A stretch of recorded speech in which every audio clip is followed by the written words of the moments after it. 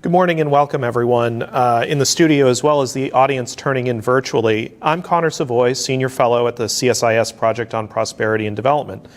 Thank you for joining me today to discuss a new book published by my longtime colleague and friend, Dan Runde, who's a Senior Vice President and Director of the Project on Prosperity and Development and holds the Schreier Chair here at CSIS. His work is oriented around U.S. leadership in building a more democratic and prosperous world.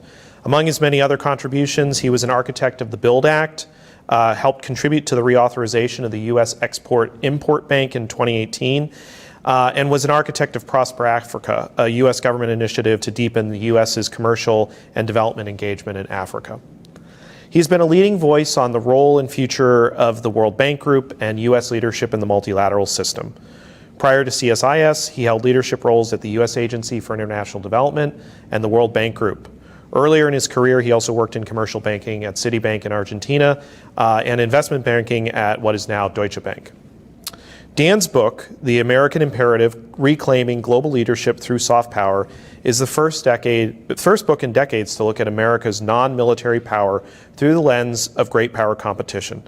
It calls for supporting broad-based economic growth, supporting good governance and anti-corruption, long-term training, differentiating our approaches in middle-income countries and fragile states, and stronger U.S. leadership in the multilateral system. Dan, I want to congratulate you on a great book. It's been a long process, and I'm very proud to host you today. So welcome, and why don't we dive right in? Thanks, Connor. Thanks for having me. I'm really pleased to be doing this. This has been a long time coming. I've been in Washington for 20 years. I've been at CSIS for 12. I've watched the rise of China over the last 12 years, but I've also watched the rise and the progress in many developing countries. And so it's not our grandparents' developing world. And at the same time, we're in a period of great power competition with China and their sidekick, Russia. And so I think that we have to offer an alternative, enable an alternative, because China, in partnership with Russia, can fill voids that we leave behind. They can fill voids in vaccines. We saw this with COVID. They can close the digital divide through Huawei and ZTE. They can build bridges, build ports and airports. So to the extent we don't want to do that, China will do that. To the extent that we don't want to provide and support the development of reliable energy such as gas, China will do that for them. To the extent that we fill trade voids, China will fill that as well. So at the same time, Russia, which doesn't have the same kind of heft as China, is a major global disruptor, to put it mildly. Their illegal invasion of Ukraine has global implications. And it's in our interest to make sure that Ukraine wins the war, but also Ukraine also is financially successful as a stable democracy and a full member of the European Union and NATO. I want to come back to Ukraine in a little bit, but maybe let's start out with, I think one of the things that strikes me about the book is there is this sort of Cold War parallel. You talk a lot about how the Kennedy administration saw a real challenge to our ability to engage in developing countries in the early 1960s. That led to the Peace Corps, that led to USAID. Using the Cold War, how do you kind of see this as a competition right now? Is it analogous? Is it a little bit different? How do you where do you see the similarities and differences? I've sort of dodged this, and so I think in the book, I sort of edge up to the idea of saying this is potentially a second Cold War. I did a radio interview last week where somebody said they disagreed with me in the book because I sort of hem and haw on this issue of whether it's a second Cold War or not. And I submitted the manuscript for the book in February, March of 2022. The world has also since evolved, I think, unfortunately, in a not great way in the last 12 plus months. So I think we need to see this certainly as revisiting our soft power in an age of great power competition, and perhaps that's a safer place. I think what I worry about is if I say it's a second Cold War, some folks kind of bristle at that and sort of don't want us to and I think the framing of that is perhaps creates a problem. But I do think that if you look at in history, if you look at the emergence of the Marshall Plan, that was a result of the coup in Czechoslovakia in 1948, which was sort of the dawn of the Cold War and was a direct response to sort of national security concerns and foreign policy concerns at the time. If you look at the reorganization of AID in that early 1961, or the Foreign Assistance Act of 1961, it was a reaction to our perceived shortcomings during sort of the first quarter or so of the Cold War, where this book called The Ugly American, which was published in 1958, which I can't think of a book that's been more influential in foreign policy.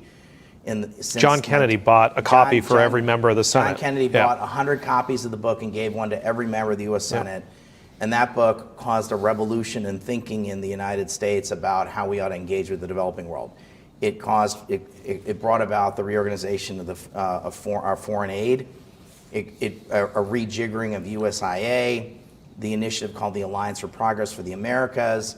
It created the Peace Corps, and it created the Green Berets. So these were all things that were a direct result of the book, The Ugly American. I would say we've had several moments since the 1960s.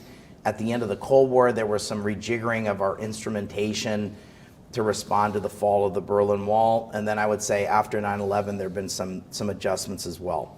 I would argue that we're at a moment in this period of great power competition, or whatever we want to call it, if we want to call it a second Cold War, and there's some baggage with that the national security imperatives of engaging a resurgent China and a disruptor in Russia require us to go back to the drawing board on our soft power instruments to respond to this new challenge that we're finding. So I think, as I'm listening to you, Dan, I mean, one of the things that really comes out is the imperative of us using our soft power tools and using them better. I mean, what do you see as the importance now for soft power, and why do you think development and, by extension, diplomacy are overlooked when the U.S. is looking at how it engages in the world? So if you believe that we're in an age of great power competition, then most of our great power competition is not going to play out in Beijing or Moscow. It's going to play out in Tanzania. It's going to play out in Guatemala. It's going to play out in the Pacific Island states. It's going to play out in Central Asia. It's going to play out in Ukraine. These are developing countries with a series of hopes and aspirations and interests. And to the extent we don't meet the hopes and aspirations of these countries, they'll take their business to China, or they'll take their business to Russia in some instances. And to the extent we don't engage in a number of different fields that are not in the non-military sphere, they have the ability today, because of China's economic heft, to be able to fill voids that we leave behind. So I'm all for peace through strength. I'm all for a strong U.S. military and a strong intelligence capacity. But I believe most of this competition is not a military competition. It's a non-military competition. One of the things that I know has come up since you put out the book, since it was published last week, you've done a lot of these discussions, is this idea of, implicit in this discussion of U.S. China in the developing world and other regions is the idea that you could be suggesting that they need to pick a side. How do you address that? How do you think about this interplay between the U.S. and China, and how do we have to think about that? How do we have to frame it when we're engaging in developing countries? So in my heart, I'd like them to pick a side, but I think in reality, in most instances, that's going to be very, very difficult. Today, in the late 90s, something like 120 out of 200 countries, the number one trading partner was the United States, and about 60, the largest trading partner was China. Today, out of 200 or so developing countries, about 120 countries, their largest trading partner is China, and we're the number one trading partner for about 60. So it's going to be very difficult to say to some country where their number one trading partner is mainland China, you have to pick a side and stop working with mainland China. So I think it's not serious. And so I think we need to be realistic about that. At the same time, there are things, we can't just say to countries, don't take Sinovac vaccines if we're not going to offer an alternative vaccine. Don't take Chinese-made ventilators if we're not going to offer a ventilator. Don't take Chinese infrastructure or energy infrastructure if we're not going to enable alternative. We don't have to meet China dollar for dollar, but it's just not serious for us to say to countries that have developed beyond a certain level of development, have their own agency, have their own choices today, and can have a lot more freedom of action, for us to say, don't take the vaccines, don't take the infrastructure, and don't close your digital divide with Huawei. We have to enable an alternative. So let me go on that. So infrastructure is one of the ways that we've seen China really ramp up its presence in developing countries through the Belt and Road Initiative. What do we need to do to offer a credible alternative to Chinese infrastructure? My view is that to the extent that they're building farm-to-market roads in the middle of nowhere, if they want to go knock themselves out and do that, that's fine. Then there's some areas where we ought to be competing with China on infrastructure, whether it's us or through the Asian Development Bank or Japan or the Australians or Turkey or Brazil. That's fine. Then there's a subset of what might be described as commanding heights infrastructure where we just don't want them to build it, where they has a dual use, say an airport or a port, or it's certain kinds of technology like 5G and controlling 5G. We should not want mainland China to control the digital rails of the future in developing countries in the unholy trinity of Huawei, ZTE, and Alipay. So thinking about digital in particular, we've talked a lot over the years about how aid and development institutions did a lot to enable cell phone telephony in developing countries. And most countries leapfrogged. People never had a landline. They only have a cell phone. So when you're thinking about closing the digital divide, what do we need to do? What do you see as the opportunity on that? So the US and the West helped create kind of version 1.0 of the internet in many developing countries, and was also an enabler through a series of obscure but important institutions called development finance institutions like the International Finance Corporation, what was then called the Overseas Private Investment Corporation, and a series of European development finance institutions to enable the cell phone revolution that's happened over the last 20 years. And there's most people in the developing world, whether it's Afghanistan or countries in Africa or Southeast Asia, they all have access to cell phone telephony, and that's changed the world for the better. What you're seeing now is this next generation of high-speed internet, which has been accelerated because of COVID. Everybody was in their basement for a year, whether they were in rural Maryland, they were in Moldova, Malaysia, or Mali, and there was a realization that we all needed high-speed internet, that high-speed internet is the new electricity. And so this is going to happen. And so people are going to close this new digital divide of high-speed internet either through mainland China, through Huawei, ZTE, and Alipay, or some coalition of somebody else. I would strongly prefer the some coalition of somebody else. That requires us to interact a little bit more together. It means us working with allies like South Korea, Finland, and Sweden. It means having some sort of a strategy how we're going to use development finance institutions. It probably means being a little bit more thoughtful and intentional about how we use our aid agencies to kind of prime the pump for some of this stuff. Some of this is about making sure that various stakeholders show up on bids for certain kinds of infrastructure. And then my hope is to the extent that countries pick Huawei and ZTE for so-called 5G technology, which is sort of the latest technology that's being used, that we can find, if to the extent we lose in some instances, we need to get ready for 6G or the next generation so that we can supplant mainland China, because this is just not in our interest because of either values, commerce, and most importantly, sort of the vacuuming up of data information that's going directly to Beijing that's being used for all sorts of bad purposes. So let me take this. You mentioned allies in your last answer. Your book is entitled The American Imperative, and I think some, not me, may look at this and say, oh, this is a little bit of an America First argument that you're trying to make here. And I think how do you what do you say to that? Where do allies, how do you kind of think about the American role from that perspective in the world? Nothing significant the United States has ever done have we been able to do by ourselves. So we have needed friends and partners to accomplish anything of any significance. The Cold War, confronting big challenges like HIV/AIDS, responding to COVID, that's required sort of leading a coalition to the extent that we've been able to do that. Sometimes we're not a great friend. Sometimes we're a little bit of a flaky ally and friend. We need to do a better job of that. I would say that one of our greatest strengths is the fact that we've got a big network of friends and allies.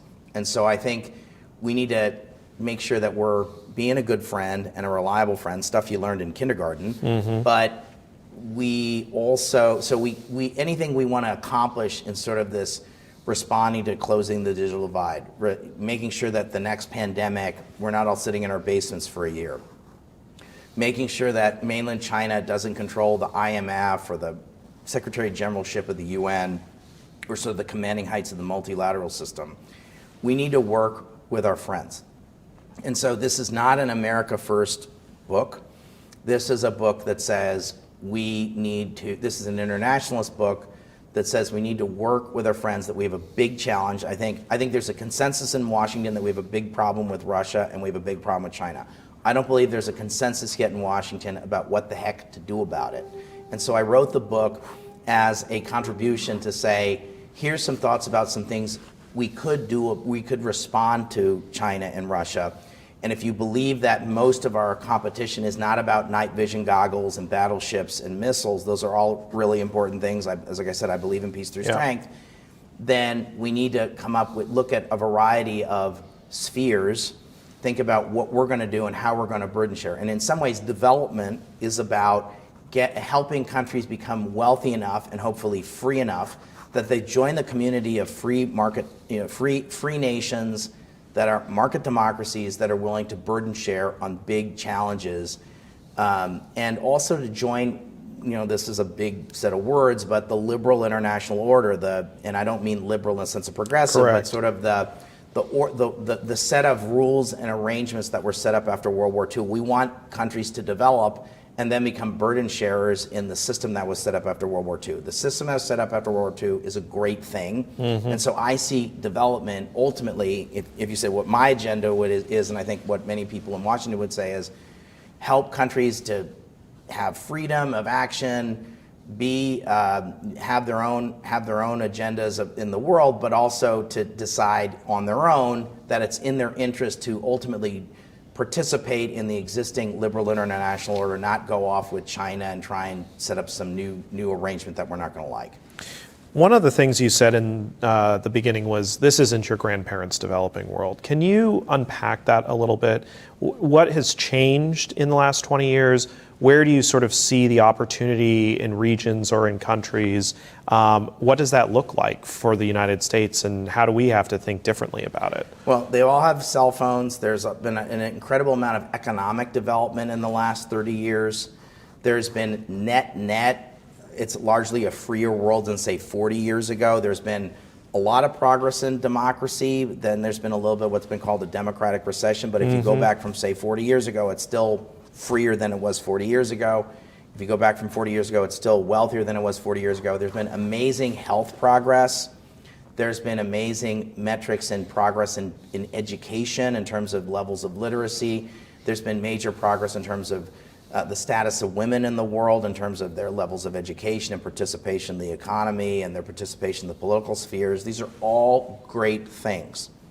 So at the same time, there's also become, as countries develop, they have an ability to, as I described earlier, potentially burden share on big problems, and that's a good thing. They also, a lot of countries as they develop, they buy a lot more goods and services. We want them buying our goods and services as opposed to somebody else's goods and services. We also, you have, as countries develop, there's a greater demand for higher education and training and different kinds of higher education and training. And so 50 or 60 years ago, we didn't exactly have a lock on sort of the global higher education, but we had sort of kind of a lock on global higher education. Now there's a lot more access to universities and schooling in developing countries. That's for the good. But what we're also finding is that for certain kinds of specialized training and education, we're not the only game in town. Some of that can be provided by our allies and partners. That's great. Some of that can be provided by mainland China. They're now a major higher education player. We want the global elites of developing countries to study in the West, preferably the United States, because when they become finance minister or central bank president or health minister or CEO of a company, we want Boston on their speed dial, not Beijing on their speed dial. So you mentioned in the beginning that you submitted the manuscript for this around February, March of 2022. So obviously Russia invaded Ukraine on February 24th, 2022. We're coming up on the year anniversary. Over the last several months, you and I have spent a lot of time thinking about economic reconstruction in Ukraine. And in the interim, the U.S. has appropriated over $100 billion and counting to support Ukraine. How are you thinking about this crisis? Where does Russia fit into this era of great power competition? And how can we continue to use aid and other development instruments to support Ukraine, not just during the war, but looking ahead to reconstruction? Let me first start with the fact that China is financing the Russian war machine. So when they buy oil and gas from the Russians, they're financing the Russian war machine. So I think we have to start with that. The Chinese have been horrible on Ukraine. They've abstained when they should have voted the right way on Ukraine. They've voted the wrong way. They've fiddled with language and important communiques at things like the G20 to favor Russia. So China has not been Ukraine's friend. China has picked a side, and they're basically tacitly or explicitly an ally of the Russians in this fight against Ukraine. And everyone just needs to understand that. The second thing is that Vladimir Putin's not going to stop if he gets a couple of pieces of Ukraine. He wants to redraw the map in a whole bunch of places. He'd like the Baltics back. He'd like a piece of Poland back. He'd like a piece of Kazakhstan. He probably thinks Belarus is sort of a fake country, and he'd like that too. So if anyone thinks, well, let's just get him, he'll be satiated, he'll be satisfied with bits and pieces of Ukraine, we're fooling ourselves. It's in our interest for Russia to be strategically defeated in Ukraine, that they break their back on Ukraine, and they say for 100 years they feel the way they feel about Finland. Mm-hmm. So they invaded Finland. It was a really bad experience for the Russians, and the Russians have said, oh my gosh, for the next 100 years, I don't want to think about invading Finland ever again. What we want is for the Russians to say, oh my gosh, that was the worst experience ever. I'm not invading Ukraine for another 100 years. I don't want to do it. And my expansive grand ambitions for a resurgent sort of neo-Soviet Union, we're going to put that aside. Basically, we want them to have such a horrible military experience that is what happens. The other thing is, China is watching what happens in Ukraine. So to the extent that Russia is able to, quote unquote, get away with invading Ukraine and the costs are acceptable, that is going to give China the temptation to think they can get away with invading Taiwan. So if anyone thinks what's going to happen in Ukraine stays in Ukraine, they're mistaken. This has global implications. It absolutely has impacts on Asian security. And if you're Taiwan, you should be doing everything you can to help Ukraine win, because a weaker Russia means a weaker China, and a weaker China means that they're less likely to try and invade Taiwan. In addition to all that, what we want is 15 years from now, we want to see Ukraine fully win the war and be seen as winning the war. But in addition to that, what we want a Ukraine that's wealthy. It's 1/4 the it's the same size as Poland, and should be as rich as Poland, and it's 1/4 as rich as Poland. They're going to have to do a whole bunch of things to kind of fix that. Some of them have to do with economic reforms and governance reforms. We want them to have the agricultural potential of Canada. They could totally do that. They ought to have the tech sector of Estonia. They ought to have the kind of great infrastructure Japan has. They ought to have the military industrial base of Israel. What we want is, at the end of this, a really strong, free, and rich Ukraine that's a full-on card-carrying member of the European Union, and a full-on card-carrying member of NATO, and a full-on card-carrying member of the OECD, which is the club of market democracies. So I think a lot of us didn't necessarily think we'd be back looking in Europe the way we are now. But in that said, we still have a lot of problems in the regions that are a traditional focus for global development. Can you think about how are you, when you look at your book, where do fragile and failing states come in, and what do we need to kind of do that to ensure that they're not, do better in those areas to ensure that they're not going to be the problems of the future? We have a hard time with fragile states. We don't have enough folks who speak very obscure but important languages in some of these places. We don't have enough people who've lived in these countries and understand the really complicated, what might be described as political economy issues of sort of some of it's tribal, some of it's political, some of it's about there's Douglas North, who's an important economist, talks about open access orders and limited access orders, and that most of the world are limited access orders, which are basically sort of autocratic, poorly governed places and it's hard for limited access orders to become open access orders, which are basically, think of them as market democracies. Right. For making that leap. And so we need people who can speak what might be described as, I'm going to call them strategic, important languages that are not Spanish or French or Portuguese, but not kind of romance languages. And also folks who make long-term commitments to some of these places. General Petraeus talked about maybe 7-year commitments, and we ought to maybe even have a special track in the Foreign Service for folks who are willing to make a 14-year commitment and have some sort of an accelerated process by which, if you do 14 years, 2 7-year tours of duty in really difficult places, you can get early retirement. Now, I think a lot of people in Washington, brains will explode if I say that, because I think, but I just think that after 20 years of sort of having a series of sort of 1-year tours of duty in Afghanistan, it seems to me that we need to have deeper expertise and we're unfortunately, for good or for ill, a lot of development's going to happen in what's described as the bottom billion in these tough, poor places.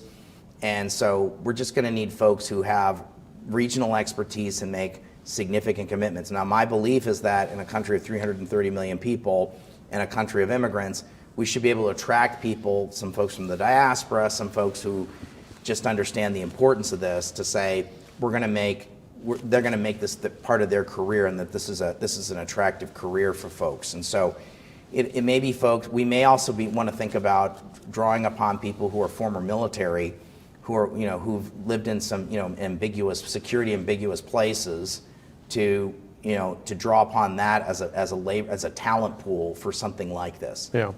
So one thing that I really like about the book, Dan, is you do a great job of using examples of countries, where that are either transitioning toward, upper middle income status. You really do a good job of highlighting their strategic importance and how we could engage better. One country you talk quite a bit about is Bangladesh. Bangladesh has gone from what was seen as kind of a basket case, which I think, during the Nixon administration, there was some that was the term used, I believe, by a senior State Department. Undersecretary of State, I'm trying to remember his name right now. It was Alexis Johnson? Yes, it was Alexis Johnson. So Alexis Johnson. Exactly. I think was Urals. Urals, yeah, exactly. That's good. But it's come a long way, and a lot of that has been because of the growth of the textile industry. Yep. That's lifted a lot of people out of poverty, including a lot of women. There's still a lot of issues within that, but talk to me a little bit. Tell me more about Bangladesh. How does that serve as an example of these countries and how we can kind of help them move further along their development journey? So I'm pretty high on Bangladesh. Yes. That's why I pick it as an example. I think that most people of a certain age, I'm in my early 50s. So if you're a baby boomer, you remember the Concert for Bangladesh hosted by George Harrison in 1971. Right. And so the last time you probably thought about Bangladesh was the Concert for Bangladesh in 1971. There's a story in my family that one of my family members, instead of giving Christmas presents one year, said they had made $10 or $20 donations at the benefit for Bangladesh. Some of my family members took that well. Some of my families didn't take that well, but that is how they associate when they think about Bangladesh. They think about the Christmas present they didn't get.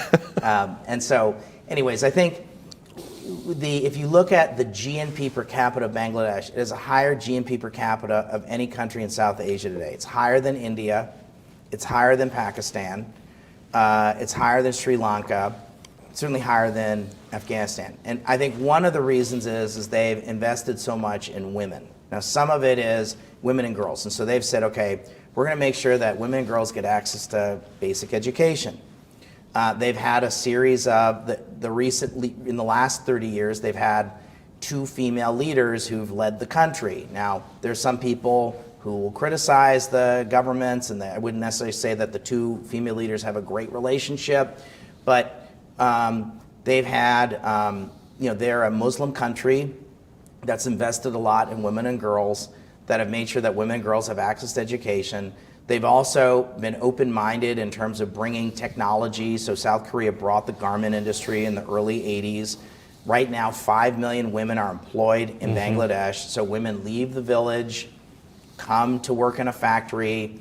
This has also changed the society. You have women working and joining the labor force, having money. And the studies show that if women have control of money, the overall, I don't want to generalize, but it's a very positive thing. The studies show that women are more careful with money than men.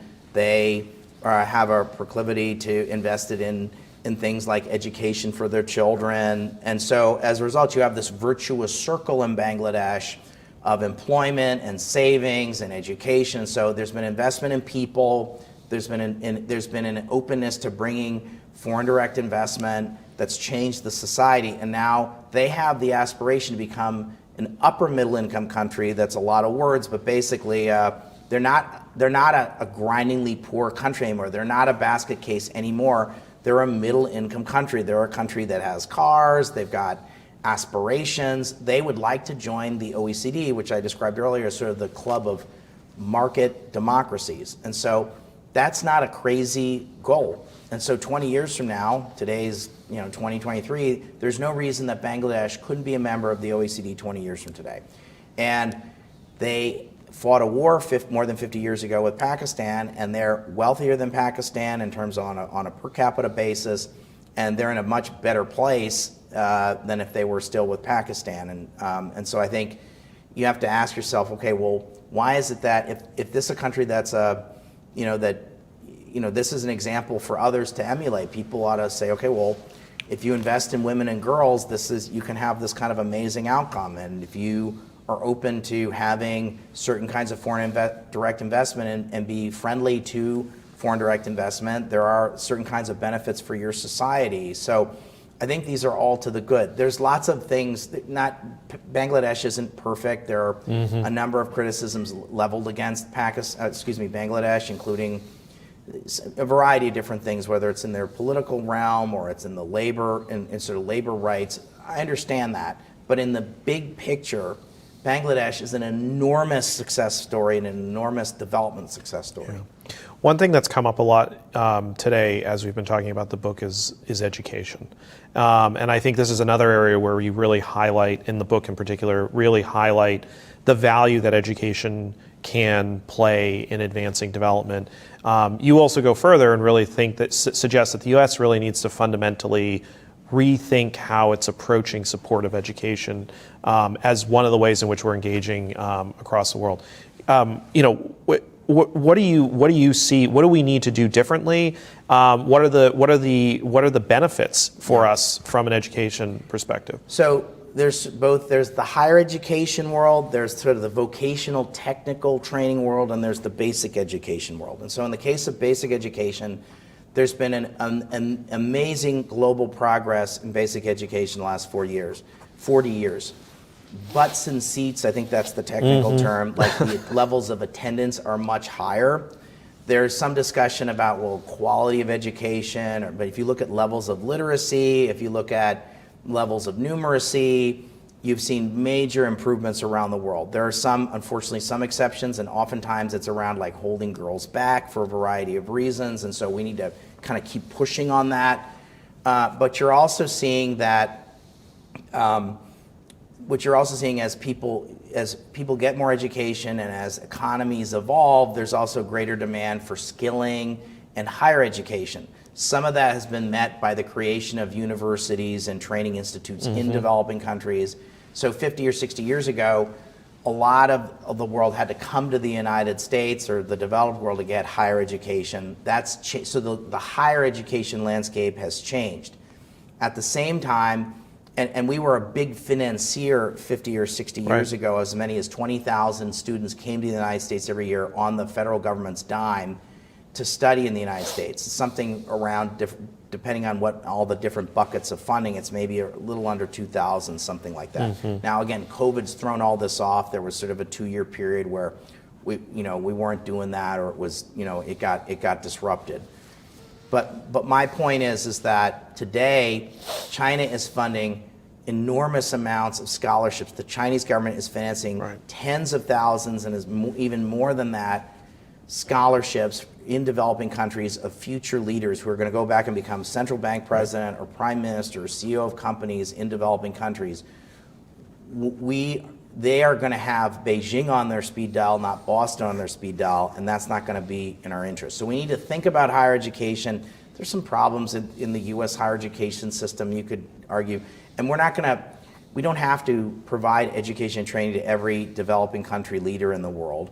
And like I said earlier, I think it's a win if somebody in a developing country goes and studies in the UK or Australia or Canada or Germany. I think that's great.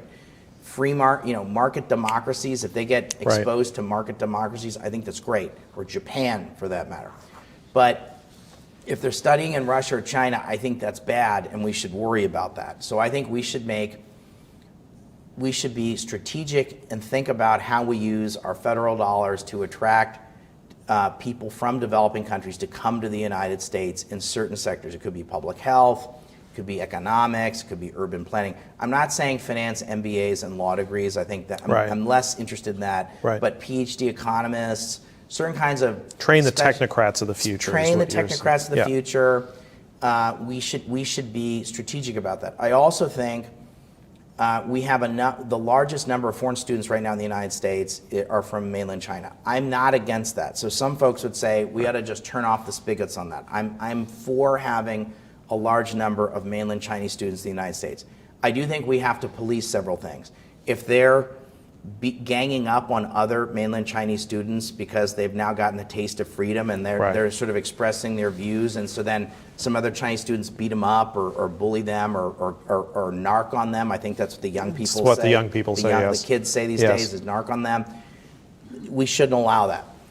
This Confucius Institute stuff, these institutes funded by mainland China that's pushing a certain kind of a line, they ought to straighten up or we ought to close them. This soft and hard intel stuff where we're sending people to get PhDs in theoretical physics and then stealing our intel, or doing medical studies and then taking medical specimens back. There's been way the heck too many bad examples of that. And so I'd much rather have them go study comparative literature or comparative religion or English lit than go study quantum computing. So I think a lot of them want to do the quantum computing stuff. And so pays better, I think. Yeah, I think it pays better. But I think the point is, I actually think in the long run, we want to have as many people from mainland China exposed to the West as possible. I actually think the argument that we engaged China for 40 years and we failed, I'm not sure that's totally fair. And so I have a slightly different view than many people in the sense that I think that we don't know yet. I think the jury is still out. If you look at how many members of the Politburo have lived abroad or studied abroad, I think the number's about 1. Yeah. My hope is that 15 years from now, you may have as many as 12 or 15 who have lived or studied abroad. So I think you also see the elites in China, they have money overseas, they send their kids overseas to study. That's a revealing preference. That says something about how they're thinking about themselves and how they think about us. So we should want, to the extent they're not stealing our stuff, bullying others, pushing some propaganda, we ought to have, I'm open to us having a lot of them. The whole idea of saying we're going to cut them off completely, I think, is an error. Yeah. We've talked a lot about market democracies here, and I know from our long association that your preference is on democracy. But let me talk about the markets for a sec. One thing that's comes through in your book is the importance of the private sector. And we don't always think about that from a development perspective. And you've done a lot on partnerships over the years. How do you think about the role of the private sector in development? It's a big question, but where does it fit within your thesis? So a lot of the theory of change, to kind of use a term of the last 20 years. It's a think tank. It's a think tank term, it's a think tank. And so the theory of change has been, seems to kind of forget that 9 out of 10 jobs in the developing world are in the private sector. That most financing of basic human needs of health and education isn't from foreign aid. It's from the taxes collected in developing countries. There's been a quintupling of taxes collected in Africa in the last 20 years. What that says is that even some of the, except for maybe 20 or so developing countries, the poorest of the poor, most of the rest have an ability to finance a lot of their own development. They have the ability to finance a lot of their own infrastructure, finance a lot of their own education, and a lot of their own health, and a lot of their own security. And so I think we have a little bit of a simplistic notion that we're the largest wallet in the room, or whatever we're allocating from the World Bank or USAID is giving, or the aid community, which is about 130 or 150 billion dollars a year, that's the biggest chunk of money financing development. It's not true, and it hasn't been true for at least 30 or 40 years. But we have sort of this old cassette tape, to date myself, we have an old cassette tape in our head about how the heck development gets funded. And so Ambassador Jim Michael, who's a senior advisor here, has done some thoughtful thinking on this. He used to run the Major League Baseball Commission of Foreign Aid. It's called the DAC, the Development Assistance Committee, which brings all the aid agencies together. And he wrote a paper looking at this. So don't believe Dan, believe somebody like Ambassador Jim Michael, who's much more sort of been part of the international development conversation for 50 years, and has said that the kind of financing for development, and even the United Nations system talks about it through the financing for development track is called foreign aid to be a catalyst. So think of it like yeast. It's not it's not the big show, but we think of it as the big show. And so if the private sector is where all the jobs are, and if the private sector is where all the taxes are that are going to finance development, then you probably have to have a certain kind of a relationship with the private sector. You got to make sure that they're following environmental rules and labor rules, and we got to make sure there's not corruption. But and we need to make sure people are paying their fair share of taxes, and I think that's a decision for each society to come up with. But I think that we need to see them as a really central partner and the other thing is, our foreign aid is we're a supporting actor in someone else's movie. Right. We're not the star of the movie. We're a supporting actor in someone else's drama. So, and I think it's like, how do we work with them? How do we think about enabling, making it easy for them to operate in a country? These are all things that are relevant and appropriate for the uses of foreign aid and diplomacy. Let me shift gears a little bit. So what comes through in the book is the opportunity and the need and the why for American soft power.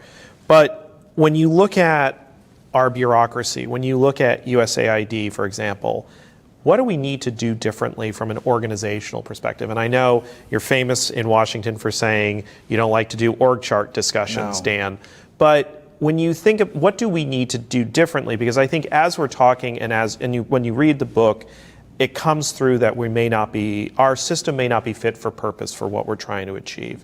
So what would what are some quick wins? Yeah. What are some harder things that we have to do? So I haven't met anybody in Washington that has said they're happy and satisfied with the current arrangement of sort of like the State Department and AID.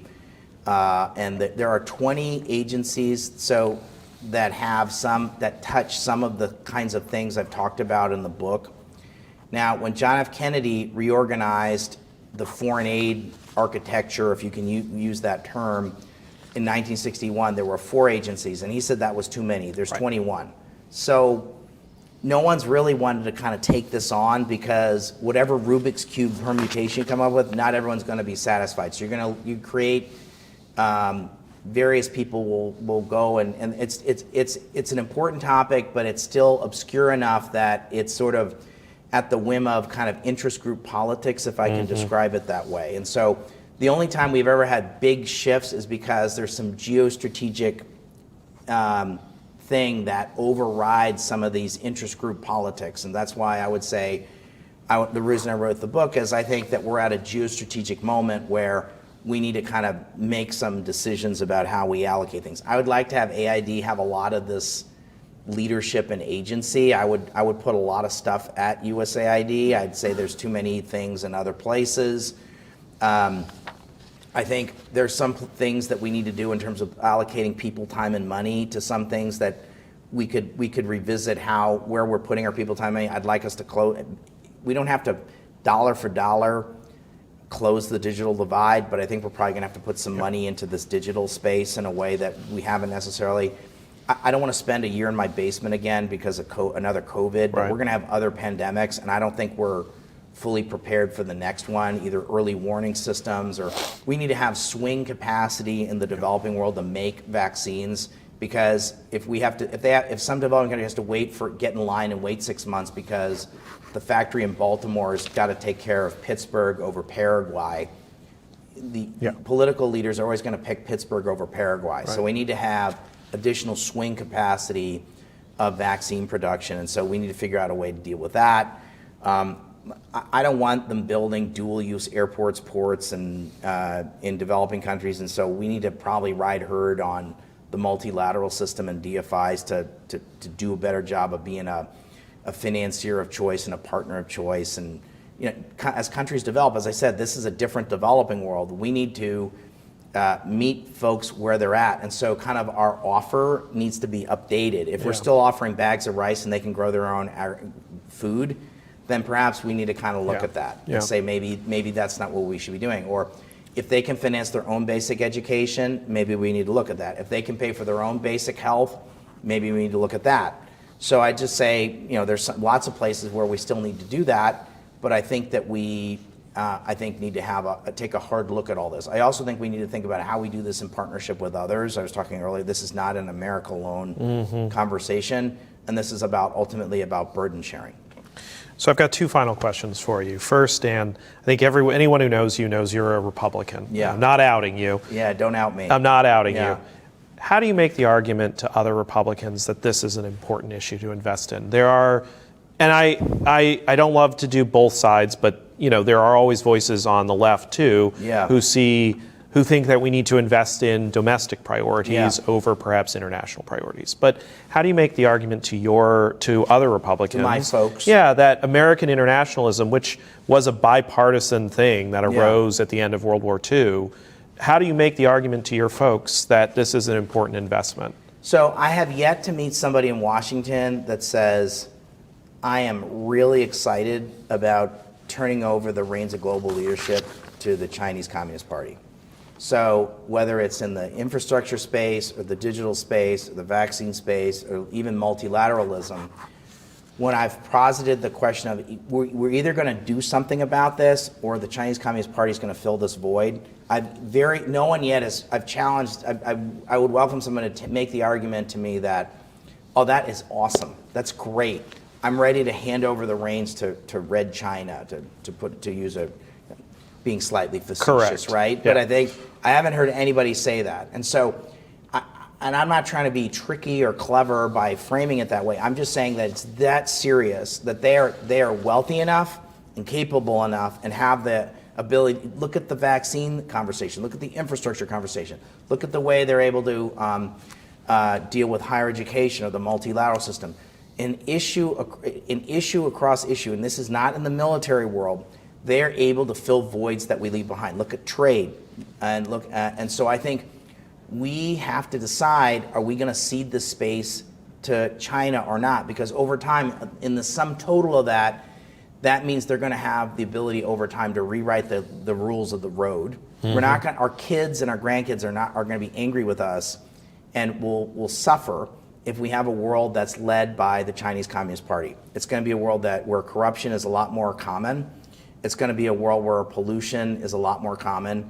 It's going to be a world where the governments get into your business on your most intimate decisions. These are the one-child policy people.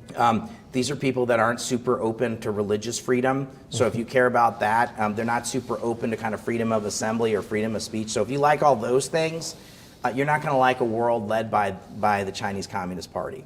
And so what I'm saying is if we let this go and we don't provide a response and push back, and across a number of non-military spheres, that the sum total of that is going to mean that they're going to ultimately supersede us and they're going to get to rewrite the rules of the road, and we're not going to like it. Now, I think I'd rather be us than them. That I think if we get our act together, we have a strategy, and we work with our partners, we can push back against this. The other thing is, because of their horrible one-child policy and their selective sex abortion of girls, where there's something like 40 million girls have been aborted in China, something people don't like talking about, it's kind of a taboo topic, they are inheriting the whirlwind. They're going to have the demographic heft and energy of Portugal, which I don't wish them well. I actually think, if we don't get into a shooting war with them, they've got a rickety political system. They got a rickety economic system that's, if you ask me, is built on a house of cards.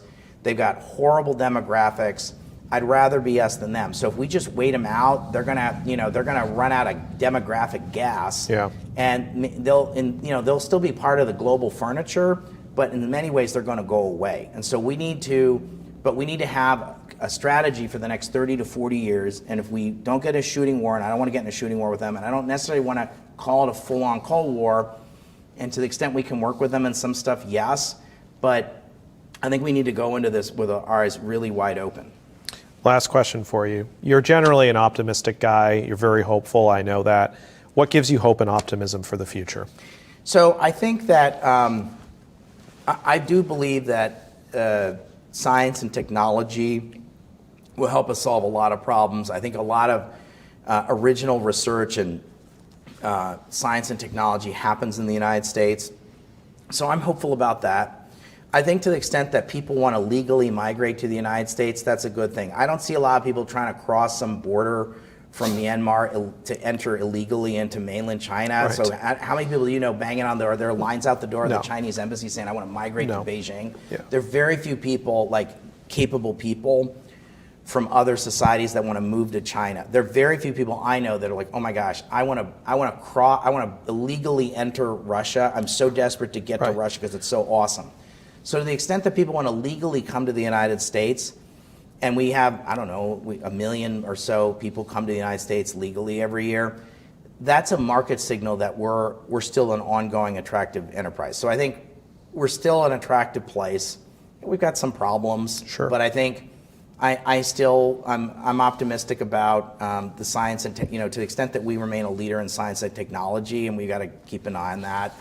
And then I'd say to the extent that we have some level of entrepreneurship and the strength of our capitalist system and people that are able to start up, there's lots of problems of stratification in our society and other things, but there's still a lot of entrepreneurship here, and you can still make a go of things. And so I think that I'm optimistic about the United States. Like I said, I'd rather be us than them. Yeah. And I think we just need to be a better friend. We need to get our act together a little bit more. We need to understand, like I said, I think there's a consensus in Washington. We have a problem with the Chinese Communist Party and the Russians under Vladimir Putin. But I think the reason I wrote this book is to say we need to have a strategy and a plan for pushing back against them. And I don't think there's been a full consensus on that because, as I said, and the reason I wrote The American Imperative is to say that most of this great power competition isn't going to happen in the military sphere. It's going to happen in all these non-military places and in developing countries and in non-military ways. And so we need to have a strategy in the non-military sphere to push back against it. Thanks, Dan. That's great. So thank you, everyone, for coming today and joining us online. Dan's new book is The American Imperative, Reclaiming Global Leadership Through Soft Power. I encourage everyone to buy it on Amazon, buy it at your local bookstore. Dan, it's been wonderful. Thanks for doing this. Thanks, Connor. Thank you.